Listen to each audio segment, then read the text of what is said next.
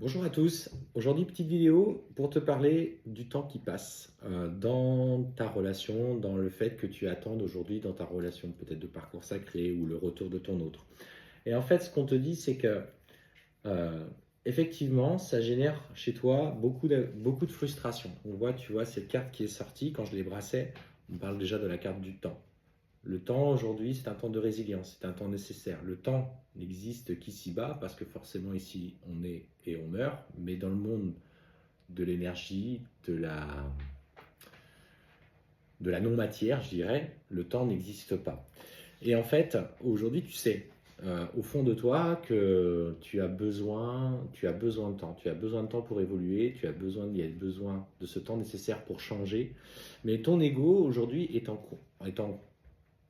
pas en conflit, je dirais, parce que j'avais le mot combat, mais je trouvais ça un peu fort, est en conflit permanent entre ton mental et ton âme, qui sait que naturellement les choses ne peuvent pas changer.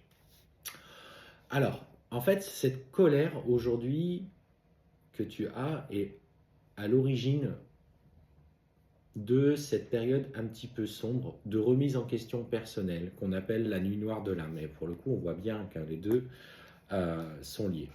Qu'est-ce qu'on me dit aujourd'hui, par rapport à cette nuit noire de l'âme que tu traverses? La nuit noire de l'âme notamment est déclenchée lorsque le runner coupe tout contact ou fuit la relation euh, et que vous, chaser, vous avez besoin d'aller vers lui et qu'il a fait remonter toutes vos peurs. Donc aujourd'hui, il est temps de lâcher cette colère et d'évoluer à titre personnel. Alors, ce qu'on te dit surtout, c'est que cette période est une période de remise en question complète, mais c'est surtout aussi une période où tu dois comprendre tes propres sacrifices et tes propres souffrances. Elle est là que pour ça. Elle est là que pour toi. Ce mal-être que tu ressens est lié à tes anciens modes de fonctionnement qui aujourd'hui ne peuvent pas fonctionner dans ce que tu vis avec cette personne. Donc on parle de sacrifice, on parle de blessure, on parle de souffrance et on te dit ok, c'est le moment aujourd'hui de prendre du recul par rapport à ce que tu vis. Euh, donc, on prend ce recul nécessaire et on observe quelles sont les blessures qui ont été mises en lumière, la trahison, l'injustice, l'humiliation, l'abandon ou le rejet, peu importe. Et en fait, vous prenez le recul et vous vous dites, ok, qu'est-ce qui est aujourd'hui en moi nécessaire de travailler pour comprendre d'où viennent ces blessures? Elles viennent trouver leur naissance où lorsque j'étais enfant. Et cette prise de recul, on en parle souvent de l'enfant intérieur, c'est nécessaire parce que cette relation, malgré ce qu'on puisse penser, aujourd'hui, elle est protégée. Euh, il a peut-être fait le choix en te disant qu'il t'a dit clairement qu'il n'était pas prêt à vivre avec toi, il n'était pas prêt à vivre une relation, et pourtant, il a fait le choix, en plus de ça, d'aller vers quelqu'un d'autre. Par exemple, quand on parle notamment de cette situation-là, la blessure de trahison, va la chercher dans ton enfance. Aujourd'hui, on te dit que malgré tout l'amour qui vous unit, il est nécessaire que lui évolue de son côté pour comprendre ce qu'il ne veut pas dans sa vie. Et ça passe par cette interaction. Alors, il s'isole, on te dit que l'amour, de toute façon, reviendra. Il est connecté à toi par cette puissance, par ce lien. Mais plus tu es dans cette nuit noire de l'âme, moins il peut revenir.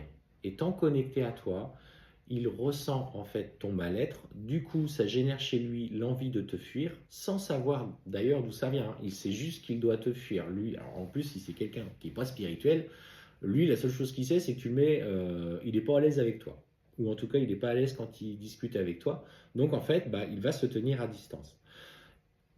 Encore plus dans cette période. Une fois que tu vas commencer à t'apaiser, il sera du coup, tu vois, dans des tentations de retour. Alors, ça va passer par des tentations, des communications, un besoin de trouver une paix en lien avec votre lien, ce besoin de revenir vers toi. Mais bon, voilà, il ne faut pas non plus agir sur un coup de tête et surtout le laisser rentrer dès que tu sens qu'il peut revenir. Parce que tu veux, en fait, derrière ça, peut-être une part de toi souhaite le garder auprès de toi et plutôt que de le perdre, tu le laisses finalement aller dans ses comportements, mode enfilage de perles, etc., etc. Tu n'es pas là pour ça. Aujourd'hui, tu es là pour faire des changements majeurs dans ta façon d'appréhender l'amour que tu ressens pour toi, le respect de soi, et de ne plus basculer dans tes schémas. Ce qu'on te dit notamment, c'est que tu vas devoir aujourd'hui faire ces choix. Donc prise de recul dans la nuit noire de l'âme. On te dit qu'il va falloir imposer tes choix vis-à-vis de lui malgré ses comportements de tentation. Et ce qu'on te dit pour te rassurer, c'est que malgré tout, il est protégé et il est guidé à sa manière sur un retour vers votre relation. Il fera des erreurs, il fera des mauvais choix. Ces mauvais choix sont le reflet de ce qu'il est dans ses parts d'ombre. Et ça, il doit les travailler de la même manière que toi, tu les travailles. Il faut accepter que ces comportements ne soient pas en accord avec toi. Et c'est pour ça que dans la séparation, le runner est loin d'être une belle personne. C'est quelqu'un qui peut ne pas te respecter, qui peut te mentir, qui peut... Et en fait, tous ces mauvais côtés ressortent parce qu'il a la volonté justement de ne pas te montrer qui il est au fond de lui. Sauf que tu l'as déjà vu parce que tu l'as reconnu. Ton âme l'a reconnu. Vous savez l'un et l'autre que vous êtes unis par quelque chose de plus fort et de plus sacré.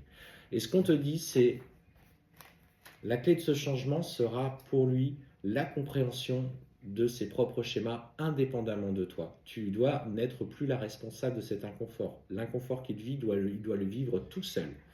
Donc, aborde cette période avec résilience, avec patience, parce qu'on parle d'une période de transformation. Toi, tu ne vas pas te changer en une semaine, et lui encore moins, ou elle encore moins, si c'est une femme.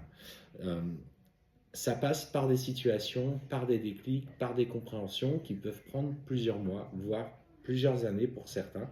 Je sais, hein, je vois déjà les commentaires qui vont crier « Ouais, mais moi j'ai pas le temps, j'en ai marre, non. » Oui, je l'entends.